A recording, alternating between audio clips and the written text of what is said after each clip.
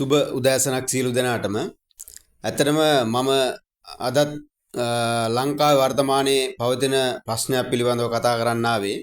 ඔයගොල්ලෝ දන්නවා ශ්‍රී ලංකා ප්‍රජාතාන්ත්‍රික සමාජවාදී ජනරජයේ පාර්ලිමේන්තුව නියෝජනය කරපු හාමුදුරු නමක් හිටියා. හාමුදුරුවෝ අවුරුදු 10කට වැඩි කාලයක් පාර්ලිමේන්තුව නියෝජනය කරා. ඇත්තටම හාමුදුරුවෝ මන් දැක්කා වර්තමානයේ මාධ්‍ය තුලින් ධර්මයේ දේශනා කරන්න පටන් අරන් තියෙනවා. ඕක තමයි හාමුදුරුවනේ කියන්නේ සෝබා දහමට නොවන අවනත ලොවේ කිසිවක් නැහැ. දැන් හරි හාමුදුරුවනේ මේ රටේ ජනතාව වෙනුවෙන් ධර්මයේ දේශනා කරන්න මතක් වෙච්ච එක ගැන මම හිස නමා ආචාර්ය කරනවා. নমස්කාර කරනවා. හාමුදුරුවනේ අපි ඉපදුනේ නිර්වත අරගෙන. අපි යන්නේ සුදුවත අරගෙන. ඒ වගේම හාමුදුරුවෝ නම් අපවත් වෙනවා කහවත අරගෙන. ඒ නිසා හාමුදුරුවනේ අපි අවුරුදු 50ක් 60ක් උපරිම 100ක් తాවකාලික ජීවත් වෙන සමාජයක් ජීවත් වෙන්න තමයි ඇවිල්ලා තියෙන්නේ. ඒ හින්දා මේ తాවකාලික ජීවිතය තුල අපි තථාගත ලෞතර බුදු පියාණන් වහන්සේ දේශනා කරපු ධර්මය දේශනා කරන්න හාමුදුරුවනේ. අද වර්තමානයේ අර කත්නෝරුවේ සිරිධම්ම හාමුදුරුවෝ තරුණයන්ට හැමෝටම ධර්මයේ දේශනා කරලා මේ රටේ දැහැමි පුරවැසියෝ ඇති කරමින් ඉන්නවා. ඒ අතරේ මේ රටට වින කරන තාවත් භික්ෂුන් වහන්සේලා ඉන්නවා. මම නම් වශයෙන්ම කියන්නම්. අනේ හාමුදුරුවනේ මේ රටේ මිනිස්සුන්ට දැන් ඇති මේ නාට්‍ය තිරපිටපත් චිත්‍රපටි ටෙලිනාට්‍ය ඇති හාමුදුරුවනේ ඇති. හොඳට හෙම්බත් වෙලා ඉන්නේ මේ රටේ මිනිස්සු මේ ක්‍රියාවලීන් නිසා.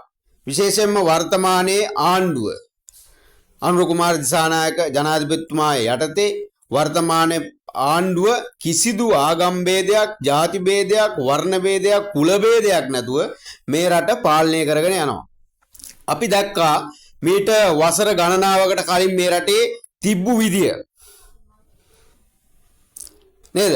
අර බොදුබල සේනාව කියලා හදාගෙන නේද මුස්ලිම් ප්‍රදේශවල පෙළපාලි ගිහිල්ලා තවත් විවිධාකාර එක එක විගඩන් නටලා නේද නුවර දිගන ප්‍රදේශයේම අපි දන්නවා හොඳ ආකාරම නේද? එහෙම ජාතීන් අතර සහයෝගය නැති කරා. මම කතා කරන්නේ මේ රටේ ශ්‍රී ලාංකික කියන ජාතිය නිර්මාණය කරන්න වෙලා තියෙනවා. ඒ ජාතිය නිර්මාණය කරන වැඩේ මේ ආණ්ඩුව හොඳටම කරගෙන යනවා. ඒ නිසා අපි දැන් බලන්න ඉන්දියන් ජාතිකයෙකුන් ඇහුවොත් මං හිතන්නේ ඉන්දියාවේ තමයි වැඩිපුර ජාතීන් ජීවත් වෙන්නේ. හැබැයි ඉන්දියාවේ දෙමළ මිනිස්සයා, මුස්ලිම් මිනිස්සයා, බර්ග මිනිස්සයා, හින්දු මිනිස්සයා, කතෝලික මිනිස්සයා ඔය හැම මිනිස්සයාගෙන්ම ඇහුවොත් ඕනම මිනිස්සුගෙන් මම ඉන්දියන් ජාතිකයෙක් කියලා කියන්නේ. හැබැයි ශ්‍රී ලංකාවේ මුස්ලිම් මිනිස්සුගෙන් මම මුස්ලිම් ජාතිකයෙක්, දෙමළ මිනිස්සුගෙන් මම දෙමළ ජාතිකයෙක්, බර්ග මැලේ නේද ක්‍රිස්තියානි මේක එක මම ඒ ජාතිකයෙක් කියලා කියන්නේ. හැබැයි මේ රටේ ශ්‍රී ලාංකීය කියන ජාතිය නිර්මාණය කරන්න ඕනේ හාමුදුරුවනේ. ඒ නිසා ඔබ වහන්සේලා මේ රටට මේ කරපු විනය ඇති. ඒ නිසා මම අර විශේෂයෙන්ම මේ ඊයේ පෙරේද අර සෝෂල් මීඩියා හරහා සුදා අයියලා රාජාංගනේ හාමුදුරුවෝ හොඳට මේ ආණ්ඩුවට හොඳ තැනට හොඳ කියමින් වැරදි තැනට වැරදි කියමින් ආණ්ඩුවේ වැරදිත් පෙන්වා දීම ආණ්ඩුවට පක්ෂපාතීව කතා කරනවා. ඒ අතරදී අර හාමුදුරු නමක් මොකක්ද හාමුදුරනේ බලු කපුරු දානයක් දෙන්නේ. සුදා අයියටයි අර රාජාංගනේ හාමුදුරන්ටයි තවත් 3-4 දෙනෙකුට බලු කපුරු දානයක් දෙනවා. එතකොට බුද්ධ දේශනාවේ බුදු හාමුදුරුවෝ තථාගත ලෞතර බුදු පියාණන් වහන්සේ කොතනක හරි තැනක කියලා තියනවාද වෛරක්කාරය ඇති කරගන්න කියලා. බුදු හාමුදුරුවෝ දේශනා කරේ හාමුදුරුවනේ වෛරයෙන් වෛරය නොසන්සිඳී. එතකොට ඒ නිසා මේ රටේ ජාතිය නිර්මාණය කරන්න යනකොට කහසිවුර තමයි වැදගත්. ඒ නිසා අපි දැක්කා එන්නේ මේ විදිහේ වැඩ කරනවා. එතකොට ඒ හාමුදුරුවන්ගේ අතීතයේ වර්තමානයේ අනාගතයේ කියවපුවාම හොඳට දැනගත්තා ඒක කොහොමද කියලා. නේද?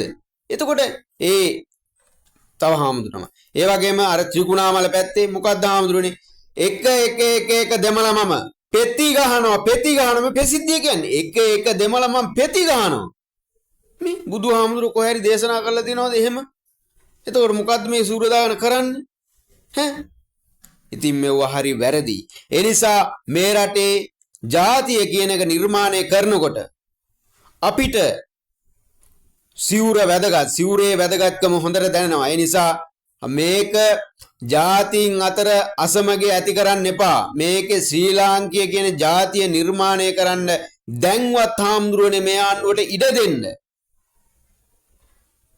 ඔබ වහන්සේලාගේ নমස්කාරව පූරකව ඉල්ලා සිටිනවා ඒ වගේම මේ මෙගා නාට්‍ය ටෙලි නාට්‍ය තිර රචනා දැන් හදන්න ලියන්න එපා ඒ වගේ මේ රටේ මිනිස්සු හෙම්බත් වෙලා ඉන්නේ ඇති දැන් ඇති